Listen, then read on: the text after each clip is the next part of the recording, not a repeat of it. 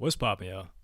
NBA YoungBoy was just arrested on Monday, and it didn't take very long for us to get information on his charges. He was initially just taken into custody, and no more information was given, but now we know the exact charges he's facing, and they are not RICO charges, yet at least, nor do we know if there are any more charges coming on the way, but I doubt it. Baton Rouge rapper NBA YoungBoy has been indicted by a federal grand jury on firearm counts stemming from his September arrest in Baton Rouge while filming a music video. The March 10th indictment of the rapper, whose real name is Kentrell Gaulden, was unsealed late Tuesday, a day after he was arrested and taken into custody in Los Angeles on a federal firearm warrant out of Baton Rouge. Gaulden, 21, is charged in the indictment with possession of firearms by a convicted felon and possession of a firearm not registered in the National Firearms Registration and Transfer Record. The guns he allegedly possessed on September 28th of 2020 were a .45 caliber pistol and a 9mm pistol, according to the Baton Rouge federal grand jury indictment. Another Baton Rouge man, Mauro D. Batty, 22, is charged in the indictment with the same crimes. Federal prosecutors are seeking the forfeiture of the weapons if convictions are obtained. Gaulden was arrested in late September along with 15 others, including Batty, on drug and firearm counts while making a music video in Baton Rouge.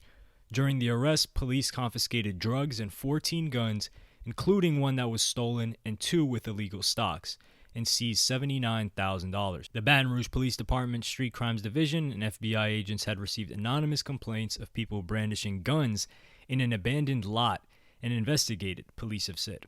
Officers went to the 3800 block of Chippewa Street at about 4:30 p.m. on September 28th and found members of the Never Broke Again and Bottom Boy guerrilla groups. Police described them as gangs gathered at the lot shooting a video. Gaulden's arrest document states. Well, this definitely isn't a good thing, but it's better than the decades he would likely be facing if he was getting charged with conspiracy. I said in my previous video on this topic that he was likely in trouble relating to the incident that happened in Baton Rouge last September.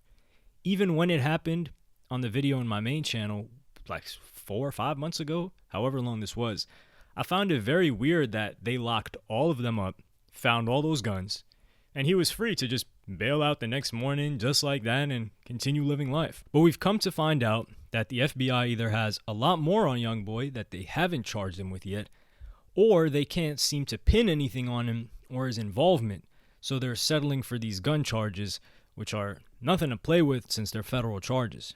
Federal gun charges are usually brought on someone who's buying, selling, or owning guns that were sold and transported across state lines. The last rapper that had to face these types of charges was Kodak Black. It was slightly different because Kodak Black was facing federal charges for illegally buying a gun in Florida. That was when he filled out the paperwork to actually buy it legally, but the illegal part was when he filled out the form. He said he wasn't a felon. He had also transported a gun from, I believe it was somewhere in Canada to New York, however that happened. This was one charge, and Kodak Black pled guilty and was sentenced to 46 months for it. That's nearly 4 years, but he already had some time served, and Donald Trump let him out early. Otherwise, he would still be locked up until 2022. I'm pretty sure that's when the release date was. Kodak is a good comparison since both him and YoungBoy have really lengthy rap sheets when it comes to run-ins with the law and are constantly in and out of jail or prison. YoungBoy, however, is facing 5 to 10 years for each of these gun charges, which is not good. Personally, what I think is going to happen is that YoungBoy gets a plea deal and he takes the guilty plea and does that time, because I highly doubt all of these resources were expended on YoungBoy to arrest him when they can't prove beyond a reasonable doubt that those firearms did belong to him. But it's odd to me that the FBI is involved with the case, and the charges they're bringing are really just 2 weapons on YoungBoy. And it's not even like he's got an artillery of weapons that they put on him. I mean, the weapons that they showed in that picture, it looked like a militia weapons stash. But just the guns that he was charged for, I mean, it's not like the guns that they would be using in the military. It was a .45 and a 9mm. Just some regular guns. The whole situation feels like there was a way higher objective that they set to hit, and they missed the mark, and are now settling for anything they can to get him locked up for a certain amount of years. To be clear, this doesn't mean YoungBoy isn't responsible for what's happening to him right now. He's got plenty of money to be able to afford security. If we're seeing rappers who are way less popular and not selling anywhere near as much as YoungBoy with a security team, then he clearly has the money to do it and not have to carry a gun around. But he also seems like the type of person to really be against doing that or feel he's not real for having to do that. He's always rolling around with his homies, but it is what it is. No turning back now. A really good question I have to ask you guys, and I'm going to be thinking aloud here as well, is let's say that YoungBoy is sentenced anywhere from 5 to 10 years. Do you think that people would still have hype for him and he would have a career when he comes back out? The reason I ask this is because Bobby Shmurda had a ton of hype when he released. Whether that hype is still there when he releases a song, since it's been a while, is yet to be seen. But Bobby Shmurda never put out much music. He was arrested at the peak of his popularity with a hit song that was topping the charts, and before he could really even start moving, things got shut down and he was locked up.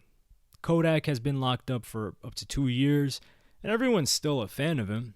But that isn't a very long time considering nothing much happened in 2020. This is hard for me to gauge, but if I had to guess if YoungBoy's going away for 5 years, then I think he's going to have fans when he's released. 5 years is one hell of a long time.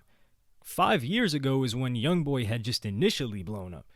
But he's got so much music to feed the fans and release while he's locked up that I feel like they could probably be satisfied. And he's got a deep catalog that people will continue to listen to. But now, if we're talking anywhere from 7 to 10 years, well, that's something entirely different.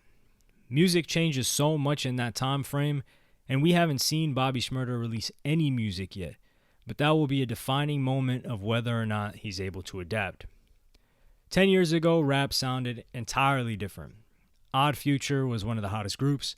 A$AP Rocky had a totally different sound and style, as did Tyler, the Creator. But people change so much. All of these young fans that are teenagers right now will be full-grown adults in 7 to 10 years.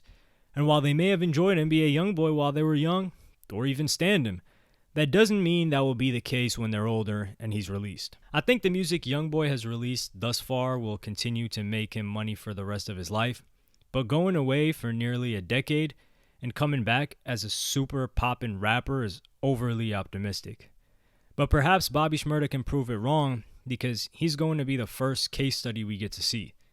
Let's see how his music does because he's still riding off the hype of not only a meme but being released and the feeling that his music had nearly 7 years ago. It only takes a couple of songs, maybe just one or two that suck for people to say, damn, this really isn't it anymore. Forget about him entirely. But let me know what y'all think in the comments. What is the breaking point in terms of years that you would say YoungBoy wouldn't be able to come out and still be super poppin'? Because personally, I think if he's doing a year or two, he would come out more popular than he ever was before.